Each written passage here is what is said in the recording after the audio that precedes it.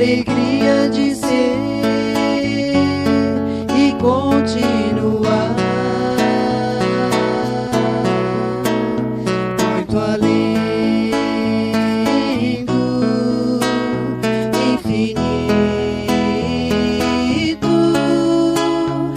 amparando os aflitos, implorando ao Senhor. Pai, faz de mim samaritano, os meus passos em teus passos confundi, ser orvalho nesse imenso oceano,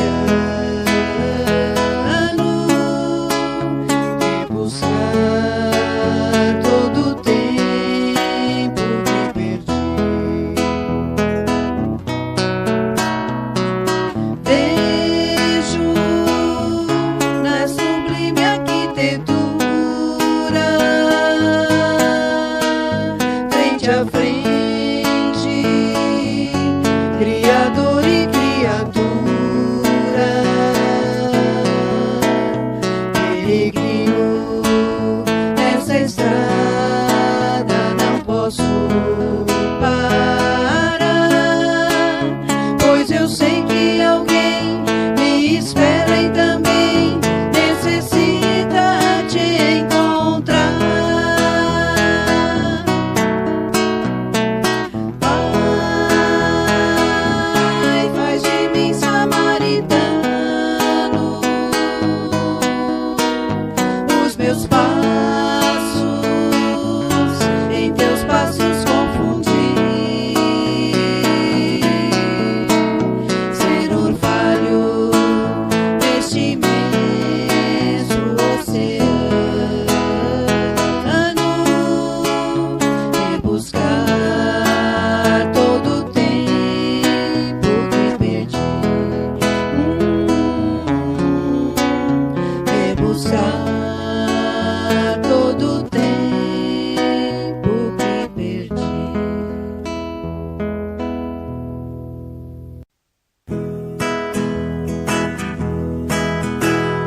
Doutrina de amor e luz, ciência, fé e consolação, prometida há 2000 anos por Jesus, diretriz da humana perfeição. Irmão, é a doutrina espírita, a imensa esperança do porvir. Marchar ao clarão da luz bendita é nascer e renascer, amar e progredir. Proclamam, irmãos, aos céus a boa nova lei imortal. Homens, fraternizai, o vosso Pai é Deus, e sois vós a família universal.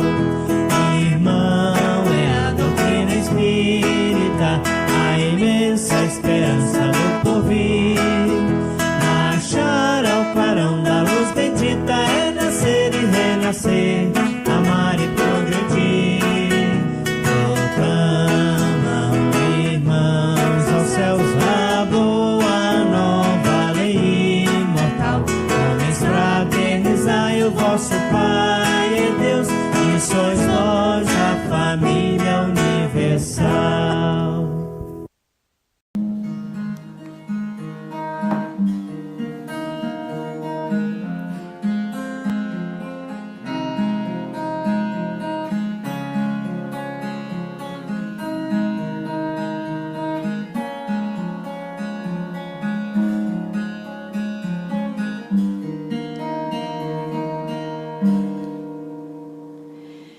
Isabel,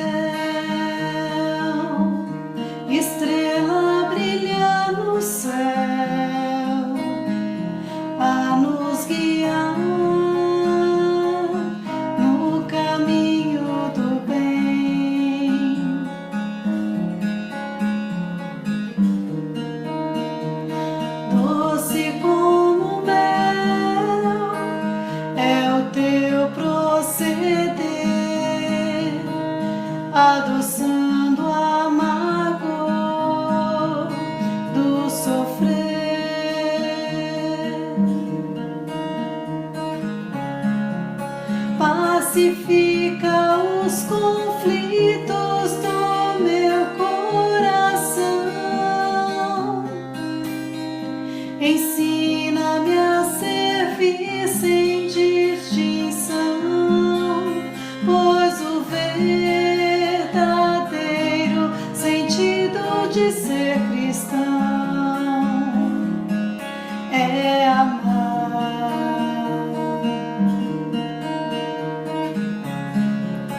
E um pão dado com carinho a quem sofre faminto é o desabrochar da flor em pleno inverno, é nascer o amor como Jesus nos ensinou.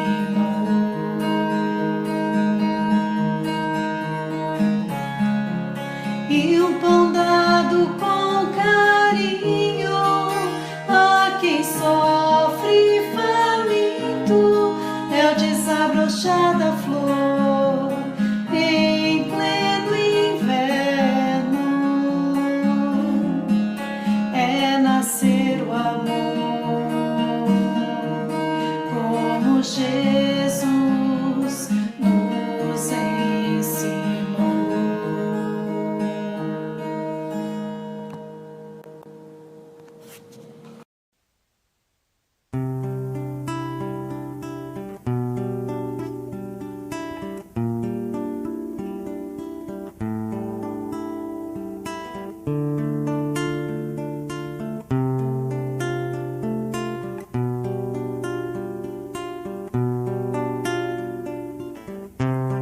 Fugir à mágoa terrena e ao sonho que faz sofrer, deixar o mundo sem pena será morrer.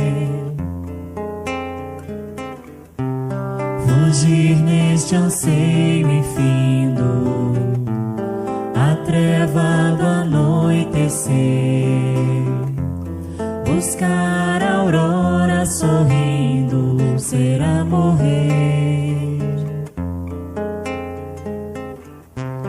E ao grito que a dor arranca e o coração faz tremer, voar uma pomba branca será morrer.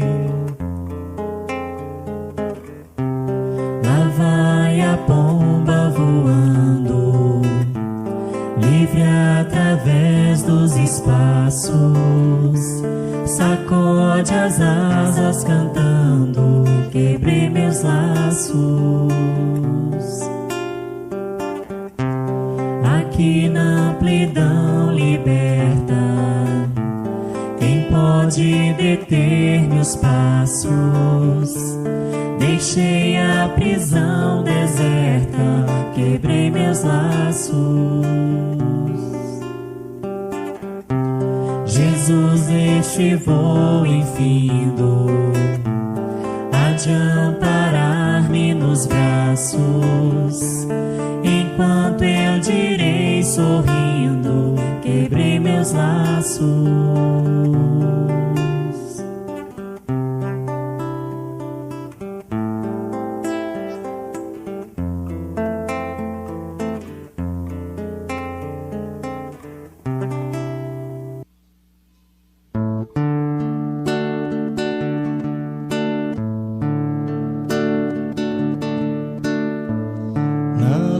Estrada que devemos percorrer, bênçãos de amor e paz nós vamos encontrar, se dedicarmos aos caídos socorrer e de mãos dadas caminhar.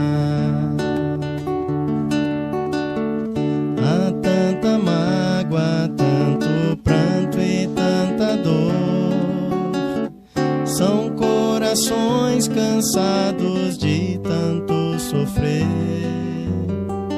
necessitados de carinho e de amor, praticando bem, mais felizes vamos ser. O mundo é escola e juntos vamos aprender a cultivar a paz e a caminhar sempre servindo. Na caridade acendemos nossa luz, progredindo assim sob o amparo de Jesus. Laia, laia, laia, laia, laia, laia. Laia, laia, laia, laia, laia, laia. Laia, laia, laia, laia, laia. Praticando bem, mais felizes vamos ser. O mundo é escola e juntos vamos aprender a cultivar a paz e a caminhar sempre servindo. Na caridade acendemos nossa luz, progredindo assim sob o amparo de Jesus. Progredindo assim sob o amparo de Jesus.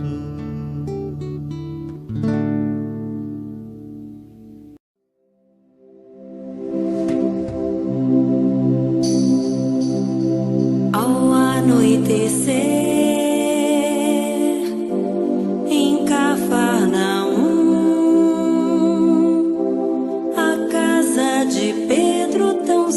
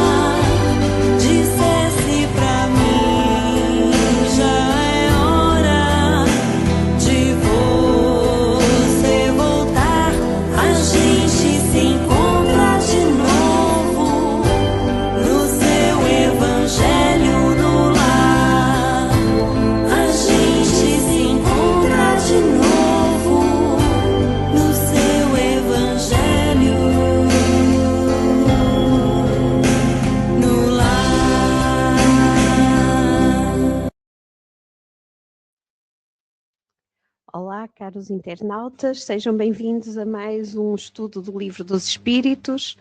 Hoje vamos continuar ainda com o livro 1, com o tema Criação, mas hoje vamos para a pluralidade dos mundos habitados. E para começarmos, vamos à nossa leitura de hoje, que é o texto A Serpente Invisível, do livro Construção do Amor, pelo Espírito Emmanuel, psicografia de Francisco Xavier. No campo do serviço cristão, mesmo nos arraiais do espírito evangélico, tudo é alegria e esperança enquanto há céu azul. Diante do sol reconfortante e amigo, é doce a expectativa em torno do futuro. E sob o pálio estrelado da noite tranquila, é mais belo sonhar com a vida noutros mundos. Então, os aprendizes são firmes na confiança e seguros nas promessas. A natureza faz-se o trono de Deus, a expressar-se em prodígios de sabedoria, e as criaturas são almas irmãs em demonstrações recíprocas de entendimento e de amor. No entanto, quando as nuvens se adensam no horizonte e a tormenta desaba, eis que as disposições do crente se modificam. A preguiça, serpe invisível a se nos ocultar renitente nas próprias almas, exterioriza-se de imediato através de máscaras diversas. Ante o fascínio da desculpa incondicional às ofensas alheias, paralisa-se-nos o coração a sugerir em forma de dignidade ferida. É impossível esquecer.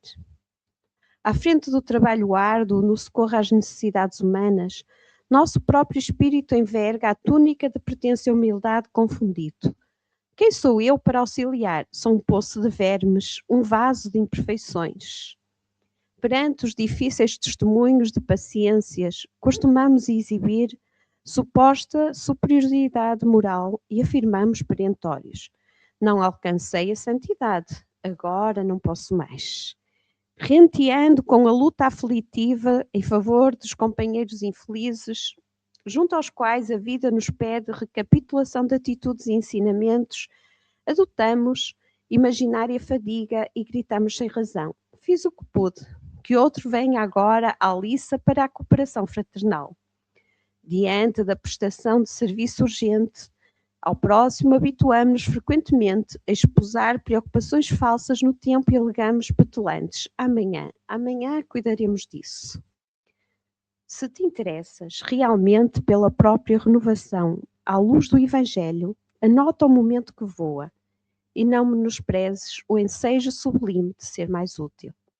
Recorda que a ociosidade mental é a antiga serpente sedutora, asfixiante-nos a vida, e somente em lhes olvidando o veneno suave e mortífero, trabalhando e servindo sempre, é que conseguiremos assimilar o ideal da perfeição com Jesus, nosso Mestre e Senhor. Querido e amado Mestre Jesus, que possamos, Senhor, sermos sempre fiéis servidores da Tua seara. Como aqui nos lembra, Senhor, que não encontremos desculpas vagas para não realizarmos aquilo que a vida nos coloca. Dá-nos, Senhor, a força, a coragem, a determinação para seguirmos sempre na trilha do bem. Ampara-nos, Senhor, nos momentos de dúvida e auxilia-nos, Senhor, sempre que nos sentirmos a fraquejar. Que possamos, Mestre amado, encontrar em nós essa força que nos motiva a sermos melhores a cada dia. Que a Tua paz, Senhor, nos envolva nesta noite. Que possamos, Senhor, ter a capacidade de abrir os nossos corações e as nossas mentes aos ensinamentos que vão ser ministrados, para que a Tua luz possa, Mestre amado, sempre fulgir em nossas vidas. E assim, com a Tua permissão, damos por início à nossa reunião de hoje. Então vamos passar agora a palavra ao nosso companheiro Joel, que vai ter a responsabilidade de nos trazer esta matéria tão complexa hoje à noite. É verdade, Paulinha, muito obrigado. E sejam todos muito bem-vindos novamente. Depois dessa reflexão, né, do livro Construções do Amor, vamos dar continuidade à primeira parte do Livro dos Espíritos, com o tema a criação, hoje, pluralidade dos mundos. Então, nós estamos já nos caminhando para a última parte, e hoje vamos abordar esse tema, que é um tema difícil, tanto do ponto de vista material, quanto do ponto de vista também espiritual.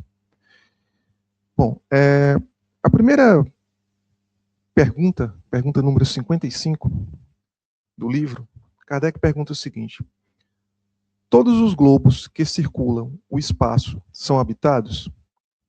Sim, e o ser humano da Terra está longe de ser, como supõe, o primeiro em inteligência, em bondade e em perfeição. Há pessoas, entretanto, que se julgam muito fortes e imaginam que esse pequeno globo tem, sozinho, o privilégio de abrigar seres racionais, orgulho e vaidade. Acreditam que o Deus criou o universo só para elas. Então, veja, essa pergunta, a pergunta 55, Kardec questiona exatamente a pergunta que até hoje, né, os cientistas também fazem, né, se nós estamos sozinhos no universo, né, se existe alguma vida, seja ela inteligente ou não, fora do nosso globo. E para responder essa pergunta, do ponto de vista científico, né, eu trouxe uma arte que nos mostra a equação de Drake, né. Essa equação, ela foi uma fórmula composta por um astrônomo em 1961, o Frank Drake, e ela é uma fórmula matemática probabilística, né? O que essa fórmula diz para a gente, né? Ela questiona e nos tenta mostrar quantas civilizações inteligentes existem na Via Láctea, né? E é claro que é uma fórmula que tem várias letras, né? São vários fatores, né? A gente vai ver um pouco dessas letras, mas entendam que cada letra dessa, cada multiplicador desse, é uma probabilidade. Então, nessa arte nós temos aí dois lados, né? Dois cenários. Um cenário otimista, onde a gente considera que esses fatores são mais próximos do ótimo ou do bom, e aí isso nos dá uma quantidade grande de civilizações inteligentes, né? No caso aí, em uma simulação otimista. Do lado direito, nós temos uma simulação, um cenário pessimista, né? Onde a gente coloca algum desses fatores, e esses fatores nos traz uma ou quase nenhuma civilização. Mas vamos entender um pouco dessa fórmula, né? Essa fórmula, ela começa com o fator R, né? E o fator R, ele é a quantidade de estrelas que nascem no ano na nossa galáxia. Lembrando que essa fórmula, apesar dela ser uma fórmula que, em teoria, vale para todo o universo, né, vamos nos concentrar apenas no nosso orbe, né, na Via Láctea, para que a gente possa também ter um resultado mais próximo não vou dizer da realidade, mas do aceitável, né? Porque muitos elementos dessa fórmula eles são empíricos, né? E passíveis de comprovação ainda. Então, isso seria a quantidade de estrelas que nascem por ano, né? E esse fator é importante porque sem estrelas, né? Como por exemplo o Sol e outras, não há planetas, né? Não há vida, né? Depois a gente tem aí o FP, né? Que é a fração dessas estrelas que possui planetas, né? Não basta só ter uma estrela, ela tem que ter um planeta ali orbitando entre elas, né?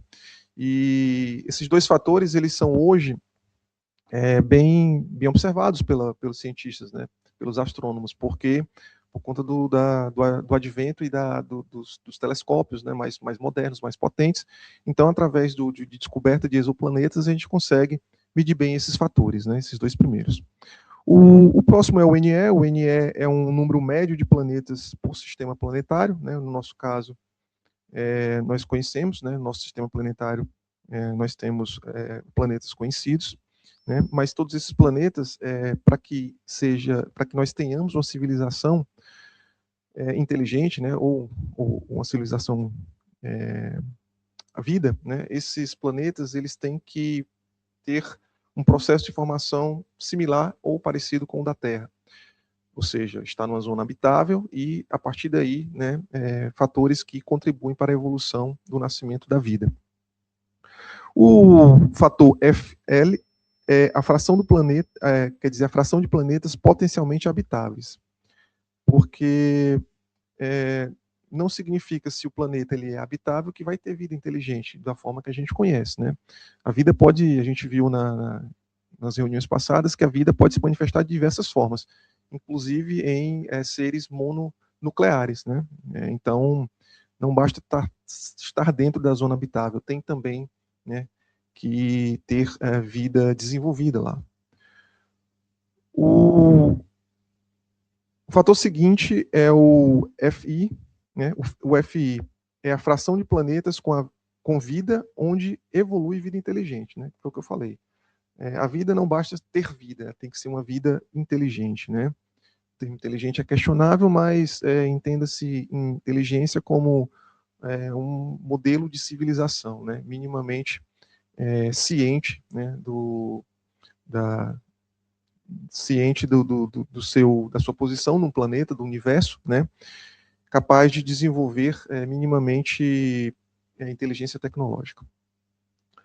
Bom, os outros fatores, eles são fatores meramente empíricos e são fatores que carecem de algumas questões científicas. Então, o fator FC, né, é a fração de civilizações inteligentes que desenvolve tecnologia capaz de emitir sinais detectáveis, né? Porque não basta ter só vida e ser vida inteligente, né? Essa civilização também tem que ter a capacidade de emitir sinais que sejam reconhecíveis a outras civilizações, não é isso? E, por fim, o último termo, né, o termo L, é o tempo em anos no qual uma civilização permanece comunicativa e detectável, né? Porque muitas das vezes uma civilização ela pode simplesmente escolher não mandar nenhum tipo de comunicação, ela prefere o anonimato, né, o silêncio por razões próprias. Outros fatores que, né, podem afetar essa constante, né, essa variável de tempo, por exemplo, uma civilização que entrou em colapso, né, colapso ambiental, ou um colapso de guerra, né, ou foi alvo de uma autodestruição biológica, né, como um cometa, na época dos dinossauros, ou até mesmo tecnológica. Então, combinando todos esses fatores da equação de Drake, né, nós temos aí uma ideia, né, de quantas civilizações podem existir. E nos dois cenários, né, tanto no otimista quanto no pessimista, né, os que acreditam que existem, né, nós podemos aí com esses fatores mais otimistas calcular mais ou menos 2.000 civilizações inteligentes, né. Mas os fatores mais pessimistas dizem que praticamente não existe civilização inteligente, né, fator menos de 1. Passando para o próximo ponto, né, essa arte mostra aí o paradoxo de Fermi. Né? O que é o paradoxo de Fermi? O paradoxo de Fermi exatamente contrasta, né, e se liga diretamente à equação de Drake. Né? Então ele pergunta, se o universo tem tantas estrelas, planetas e possíveis mundos habitáveis, né, por que ainda não encontramos sinais claros de civilizações extraterrestres? Né? E aí é um paradoxo, né? Porque matematicamente a fórmula de equação de Drake sugere muitas possibilidades, né? Mas até hoje nós não conseguimos ainda ter nenhuma prova, né, científica e desse contato, dessa civilização, né? E aí os fatores podem ser diversos, né? Os motivos podem ser diversos. Os motivos, como eu falei, pode ser que a vida é extremamente rara. Nós falamos disso, né, quando a gente viu o conceito da terra rara, né? Ou pode ser alvo de uma autodestruição biológica ou tecnológica, é isso. Então, vários outros fatores, as distâncias são enormes, né? Então, a tecnologia para enviar um sinal pode ser falha nesse ponto.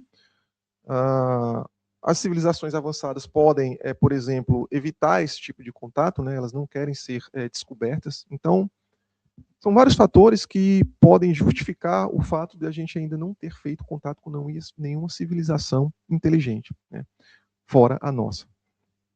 Então, Para finalizar essa parte da pergunta 55, né, eu trouxe também aqui uma arte que mostra a escala de Kardashev, né. Essa escala é uma escala teórica, né, ela foi criada por um astrofísico soviético chamado Nikolai Kardashev, em 1964, e basicamente ela mede um grau e os tipos de civilizações que podem existir, caso existam civilizações inteligentes e evoluídas. E cada tipo, né, cada grau de civilização diz respeito à quantidade de energia, né, que essa civilização consegue utilizar e controlar. Então, que energia, né? A energia, por exemplo, do Sol ou dos sóis, a energia das galáxias, né? Então, para vocês terem uma ideia, a nossa civilização ela ainda não é ainda nem do tipo 1. No caso, nós estamos ainda no tipo 0, né? Uma civilização do tipo 1 seria, por exemplo, capaz de utilizar e criar toda a energia do nosso Sol, por exemplo, né? E utilizar essa energia na civilização. Então, é claro que para fazer isso exige um grau de avanço tecnológico muito grande, né? Existem várias teorias físicas que, por exemplo, dizem o que é que uma civilização do tipo 2 e 3 teria que fazer para poder conseguir, por exemplo, utilizar a energia das estrelas, das galáxias, dos buracos negros, né? Mas eu trouxe essa escala só para mostrar que ela complementa as duas artes anteriores, que é a equação de Drake, né? E o paradoxo de Fermi. Bom, vamos passar para a pergunta 56. Então, a gente já saiu aqui da pergunta 55 e agora a gente vai entrar em perguntas mais materiais, do ponto de vista material, né? Kardec pergunta: a constituição física dos diferentes globos é a mesma? Não, em nada se assemelha. Então, é uma resposta direta, né, sucinta, difícil de entender na época que foi escrito, mas hoje um pouco mais fácil devido ao nosso avanço de conhecimento tecnológico na astronomia, né, e na física. Então, por que a espiritualidade diz que os globos, né, eles não se assemelham? Porque realmente eles não se assemelham. Eu trouxe uma arte aqui, eu trouxe algumas artes, na verdade, de 4 planetas que são conhecidos nossos, né? A gente tem aí a ficha técnica do planeta Vênus. O planeta Vênus é o segundo planeta do Sistema Solar, né? E ele é um planeta que há muito tempo foi chamado planeta gêmeo da Terra, né? Porque ele tem vários atributos e características muito parecidas com o nosso globo, né? Ele tem o mesmo diâmetro, é um diâmetro parecido, tem uma massa que corresponde a 81,5% da massa da Terra. A gravidade é praticamente igual à da Terra, é 0,9 vezes a gravidade da Terra, é quase a mesma coisa. A distância do Sol é 108 milhões de quilômetros do Sol. O dia, aliás, o ano, né, em Vênus dura 243 dias terrestres, ou seja, quase bem próximo do ano nosso, né?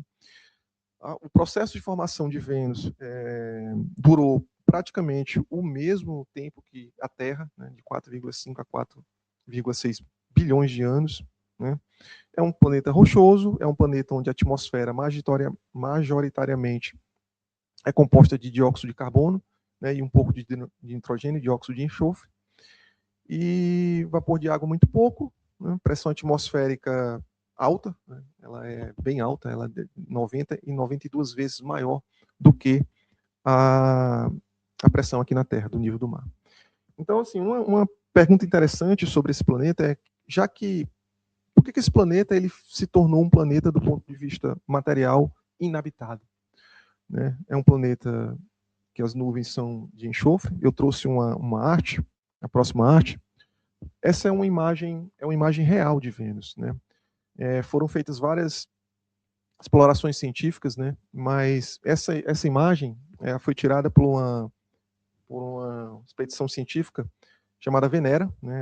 Ela era um programa soviético para mandar uma sonda lá que pousasse e tirasse algumas fotos, captasse alguns elementos do planeta Vênus. E foram feitas várias tentativas, porque tudo que se mandava para lá, né, simplesmente derretia, né, antes de tocar ao solo, né. Pra você ter ideia, a temperatura do solo, a temperatura veneziana é tão quente que o chumbo derrete, né.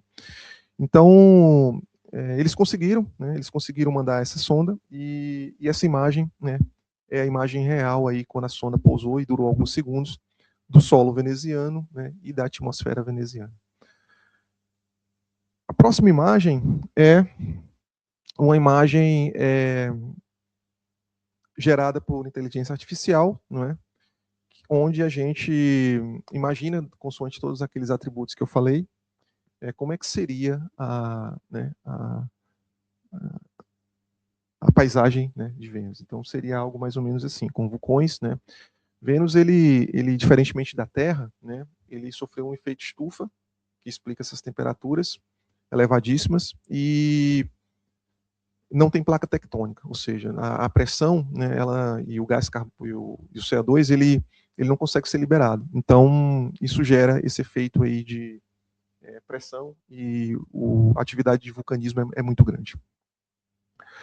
Passando para o próximo, né, nós temos aí um planeta muito conhecido, desejo de muitos cientistas, né, de mandarem humanos, né, para colonizar ou para visitar Marte. Hoje nós sabemos que nós conseguimos pousar em Marte, né? Tem várias missões aí que mandaram robôs para poder analisar o solo marciano, a atmosfera, né? Foi mandado também helicópteros para fazer os primeiros voos extraterrestres em Marte, né? Então, eu não vou ler em detalhes os atributos de Marte, mas o mais importante é perceber, né, que o planeta Marte, ele não é mais um planeta tão distante do ponto de vista científico, né? Nós temos muito conhecimento sobre esse planeta. Conhecimento tanto que no próximo slides eu trouxe algumas fotos reais, né? São fotos reais tiradas pela sonda, né? Várias sondas robôs, e isso é Marte, né? Você vê que é predominantemente vermelho mesmo, por isso que é chamado de planeta vermelho. Solo extremamente rochoso, atmosfera não respirável para os humanos, né? E, enfim, essa é uma paisagem um pouco desoladora de Marte. O próximo planeta, né, o próximo globo, né, é Júpiter. Júpiter é um planeta, é o maior planeta do Sistema Solar, é o quinto, a partir do Sol, né? Ele é extremamente grande, né? E diferentemente dos outros três, ele é um planeta gasoso, né? O fato dele ser gasoso significa dizer que a gente não pode mandar uma sonda lá para pousar e observar o solo. Não chega ao fundo, não é isso? E Júpiter tem várias características que mostram que é um planeta fascinante, né? Primeiro é o seu tamanho, como eu já falei, é enorme. Júpiter é tão grande que caberiam 11 terras dentro dele, né? Então a distância é enorme também do Sol, da luz solar, né? 778 milhões de quilômetros. A rotação de Júpiter tem um dia mais curto, pelo tamanho dele, obviamente. Quanto maior o planeta e consoante a sua rotação, mais curtos são os dias, ou seja, o tempo passa de uma forma diferente, né? Lá em Júpiter demora 10 horas, né, 9,9, 10 horas para fazer uma rotação completa, né, enquanto aqui na Terra nós demoramos 24 horas, lá em Júpiter são somente 10 horas, também pela velocidade da rotação, né. Um ano demora 12 anos terrestres, ou seja, um ano em Júpiter corresponde a 12 anos terrestres nossos, e basicamente ele é composto de hidrogênio molecular, hélio, né, e alguns outros compostos, né. Uma das coisas interessantes de Júpiter, né, é essa tempestade aí que dura mais de 300 anos, né, chamado de a Grande Tempestade, né, a Grande Mancha Vermelha, e até hoje a gente não sabe muito bem o que alimenta essa tempestade, né. Se a gente pudesse tentar imaginar como é que seria chegar próximo, né, essa arte aí é uma arte, não é uma imagem real, mas é uma arte de inteligência artificial, mostrando, consoante aos atributos, né, e características de Júpiter, como é que seria chegar próximo, né, dessas nuvens aí de Júpiter. Então é algo bastante, do ponto de vista científico assustador, né? Chegar próximo de um planeta, né, com esse nível de fenômenos, né? Bom, continuando, nós temos o próximo, Saturno, né? Saturno é um dos planetas que algumas pessoas consideram mais bonito por conta dos anéis, não é isso? Ele, se você tiver a oportunidade um dia de observar Saturno pelo telescópio, é um planeta que lhe chama a atenção pela noção de profundidade, né? A gente realmente é um dos planetas que a gente observa e que a gente automaticamente diz, realmente, ele está ali, diferentemente dos outros que você tem que meio que imaginar, né? Mas Saturno não. Então, Saturno ele é muito grande também, ele fica atrás apenas de Júpiter, né, em termos de tamanho. Tem 120 mil quilômetros, né, de diâmetro. Uma característica importante de Saturno é que ele tem uma densidade, ele tem a menor densidade do sistema solar, não é isso? Então, isso faz também com que a rotação seja muito rápida de Saturno. Tem uma questão interessante que Saturno, essa rotação rápida ele gera um certo achatamento das calotas polares. Então, ele não é uma esfera perfeita, né? Então, isso é interessante. Ele tem uma inclinação parecida com a da Terra, 26,7 graus. A inclinação de um planeta é importante, porque a inclinação é que define as estações, né? As estações do ano. Então, quanto menor a inclinação, mais um planeta tem dificuldade ali de ter um clima parecido em todas as épocas do seu ano, correspondente ao seu ano, né? E Saturno é muito frio, né? Então, essa temperatura gira em torno de menos 140 e menos 180 graus, e os anéis são praticamente compostos de partículas de gelo e água, né? O próximo slide isso é uma imagem real, mas não de Saturno, mas de uma das luas de Saturno, tiradas pela sonda Huygens, né, em um pouso, em 2005. Né? Então, a ciência estuda muito essa lua porque ela acredita que possa haver vida, né, seja ela microscópica, bacteriana ou não, nessa lua. Né? Bom, a gente concluiu essa parte material, né, material conhecida, estudada, né, do ponto de vista científico dos globos. E a gente viu que, em teoria, somente o nosso globo, a Terra, né, que contém a vida, como a gente conhece. Mas, na pergunta 57, Kardec questiona exatamente isso, né? Será que não há vida nesses planetas do ponto de vista espiritual? Não sendo a constituição física dos mundos a mesma para todos, conclui-se, tenham os seres que o habitam possuem uma organização diferente? Sem dúvida. Da mesma maneira que entre vós os peixes são feitos para viver na água, os pássaros no ar. Então essa pergunta, ela nos mostra que nós não somos a única civilização com vida inteligente e com essa anatomia, né, e sociedade que a gente conhece. No plano espiritual, né, cada globo está repleto de civilizações, né, e espíritos. Então, nas próximas artes, né, são todas artes geradas pela inteligência artificial, eu trouxe alguns trechos, né, eu vou ler alguns trechos agora, de algumas referências. Né. Então, a primeira referência é o livro Cartas de uma Morta, né, psicografia de Chico Xavier, né, da Maria João de Deus, que é a mãe, né, falecida do Chico Xavier, onde nessa referência, nessa obra, né, nós temos ali um vislumbre de como é que seria, do ponto de vista espiritual, Saturno, né, um dos planetas que a gente viu. Não só Saturno, mas Marte também, né, e Júpiter. E também tem algumas referências da Revista Espírita, né, que fala também como seria essa vida em Júpiter. Né? Então essa imagem aí é a imagem do planeta Vênus, né? Do ponto de vista espiritual. Então o planeta Vênus é o ponto intermediário entre Mercúrio e Júpiter. Seus habitantes têm a mesma conformação física que a nossa. A maior ou menor beleza e idealidade das formas é a única diferença entre os seres criados. A sutileza do ar em Vênus, comparável à das altas montanhas, torna-o impróprio aos vossos pulmões. As doenças aí são ignoradas. Seus habitantes só se alimentam de frutas e de laticínios. Desconhecem um bárbaro costume de comerem cadáveres de animais, ferocidade que não existe senão nos planetas inferiores. Em consequência, as grosseiras necessidades do corpo são aniquiladas e o amor se adorna de todas as paixões e de todas as perfeições apenas sonhadas na terra.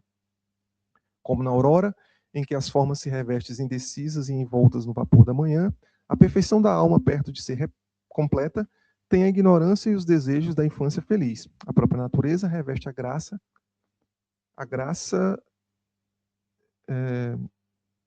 da felicidade, desculpa, velada. Suas formas delicadas e arredondadas não têm violência e a aspereza dos sítios terrenos. O mar profundo e calmo ignora a tempestade. As árvores jamais se curvam sobre a ação da tempestade. E o inverno não as despoja de sua verdura. Nada é ruidoso, tudo sorri, tudo é suave. Os costumes marcados de quietude e ternura não necessitam de nenhuma repressão para manter puros e fortes. Allan Kardec, Revista Espírita, Jornal de Estudos Psicológicos, do ano de 1862. A próxima arte é uma arte que mostra Marte, do ponto de vista do livro Cartas de uma Morta. Vi-me à frente de um lago maravilhoso, junto de uma cidade formada de edificações profundamente análogas à terra. Apenas a vegetação era ligeiramente avermelhada, mas as flores e frutos particularizavam-se pela variedade de cores e de perfumes. Percebi perfeitamente a existência de uma atmosfera parecida com a da Terra, mas o ar na sua composição afigurava-se muitíssimo mais leve. Assegurou-me então o mestre que me acompanhava que a densidade em Marte é sobremaneira mais leve, tornando a atmosfera muito rarefeita. Vi homens mais ou menos semelhantes aos nossos irmãos terrícolas, mas os seus organismos possuíam diferenças apreciáveis. Além dos braços, tinham ao longo das espátulas ligeiras protuberâncias à guisa de asas, que eles prodigalizavam interessantes faculdades volitivas. Percebi que a vida da humanidade marciana é mais aérea. Poderosas máquinas, muitíssimo curiosas na sua estrutura, cruzavam os ares em todas as direções. Vi oceanos, apesar da água se me afigurar menos densa, e esses mares muito pouco profundos. Ali, um sistema de canalizações, mas não por obra de engenharia de seus habitantes, e sim por uma determinação natural da topologia do planeta, que se põe em comunicação contínua todos os mares. Não vi montanhas, sendo notáveis as planícies imensas, onde felizes habitantes desse orbe desempenham as suas atividades consuetudinárias. As águas são muito mais raras, as chuvas quase não se verificam, mostrando o céu geralmente sem nuvens. Então, esse trecho, né, como eu falei, do livro Cartas de uma Morta, Psicografia de Chico Xavier.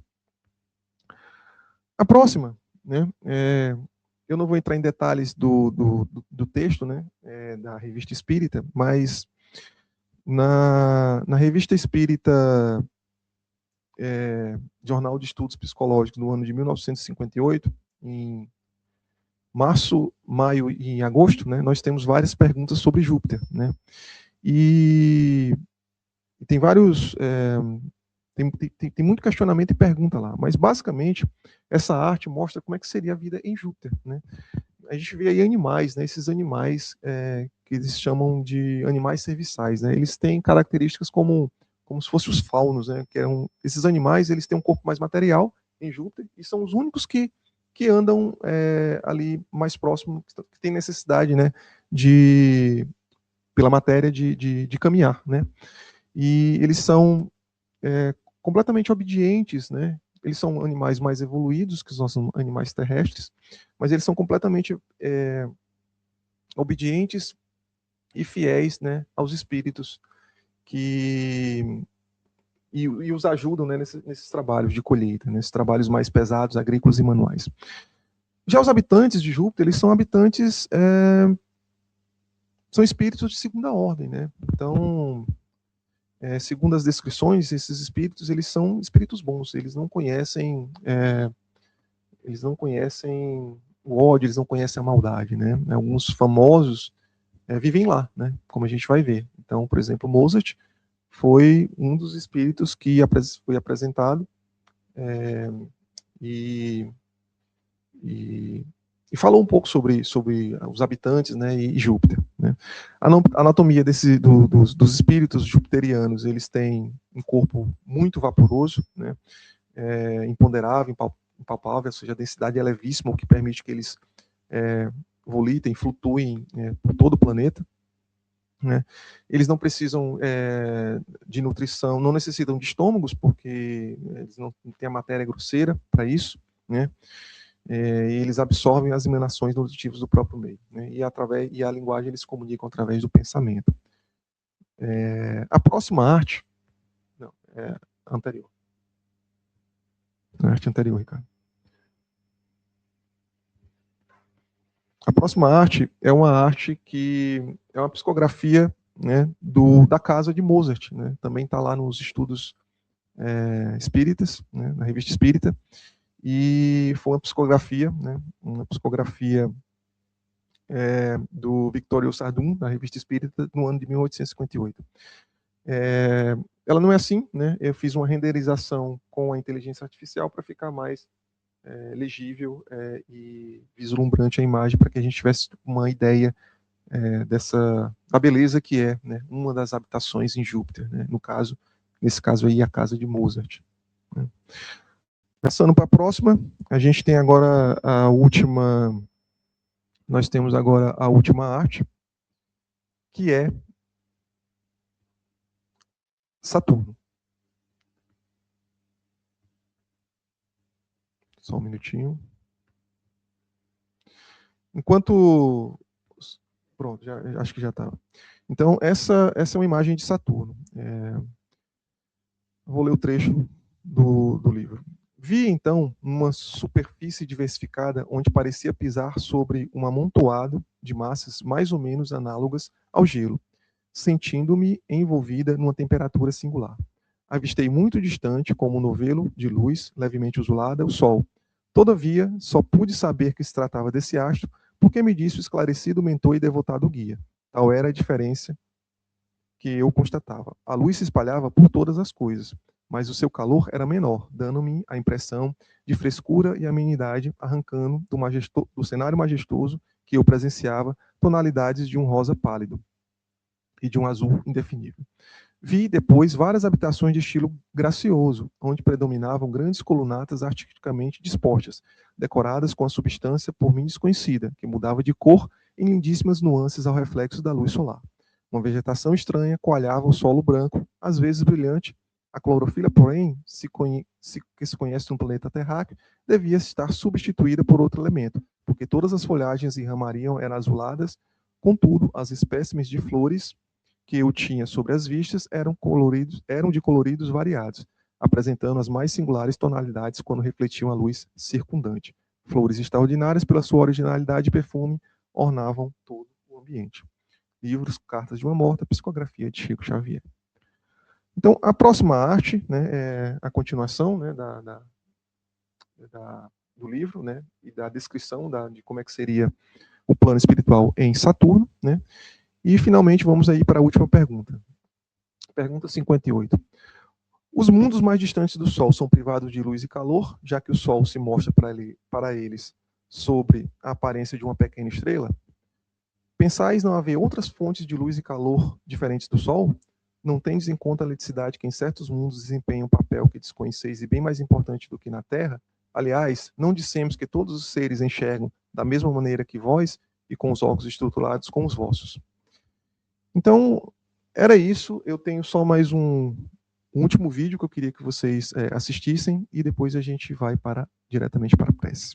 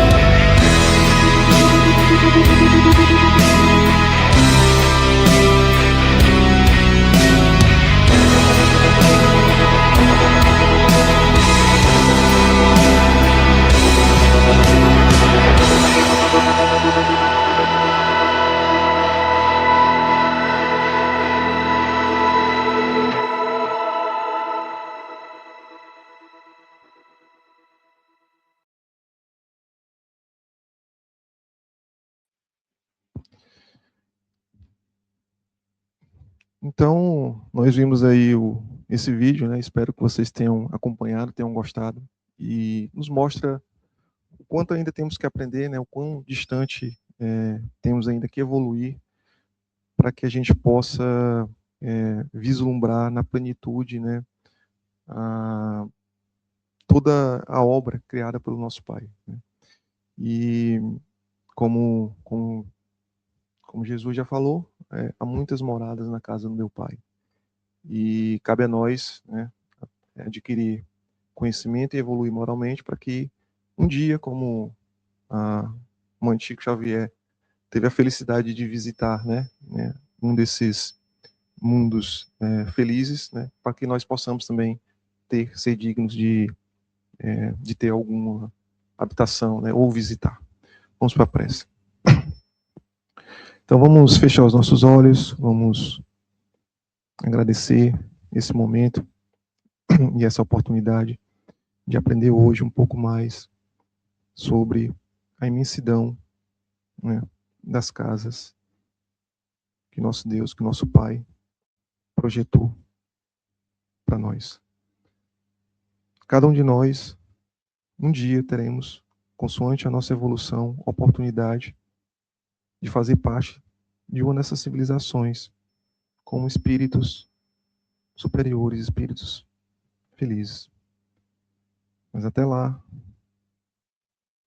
vamos pedir a Deus que apenas nos oriente, para que nós daqui, ainda nesse plano, ainda nesse mundo inferior, material, de provas, de expiações, para que nós contemplamos no pensamento esses mundos felizes e que façamos da nossa vida instrumento para que nós possamos um dia chegar nesses mundos fraternos e evoluídos.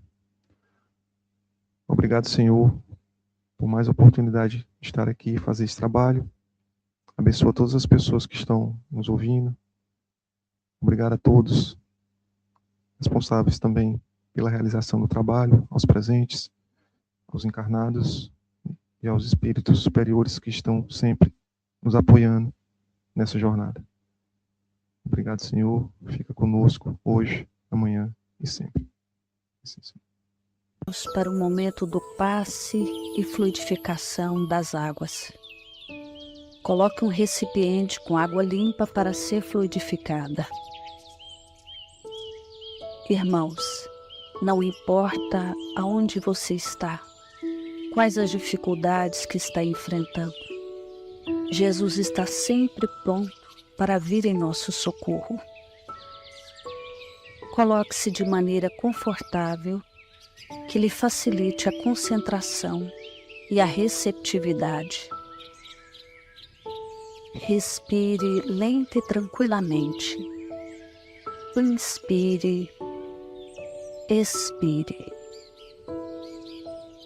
Inspire, expire. Encha seus pulmões de ar e solte bem devagar. Deixe que energias de tranquilidade e paz penetrem seus pulmões, circulem por todo o corpo. Sua alma, em harmonia com o corpo, se sente tranquila e em paz. Mentalizemos a passagem de Jesus. Dia claro, os raios dourados do sol iluminam a paisagem alegre de Cafarnaum. Casario branco, trepadeiras multicoloridas e pássaros saltitantes enchem a paisagem de otimismo. A notícia das curas atraía a multidão dos necessitados. Subitamente Jesus aparece, esguio e belo. A túnica desce-lhe até os pés. Ao pôr do sol, todos os que tinham doentes atingidos de males diversos traziam-nos, e ele, impondo as mãos sobre cada um, curava-os. Assim narra o evangelista Lucas. Mentalize Jesus se aproximando de você. Ele impõe as mãos amigas sobre a sua cabeça.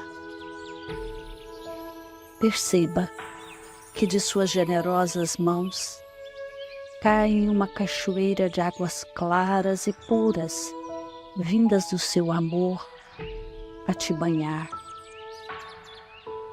Derramam-se em sua cabeça, descem pelos ombros, banham todo o seu ser, te trazendo paz, serenidade, equilíbrio. Limpam todas as impurezas e te pacificam. Sinta estas águas te banhando, limpando. Respire. Mentalize Agora Jesus como sol diante de você. Sua luz, seu calor te envolve.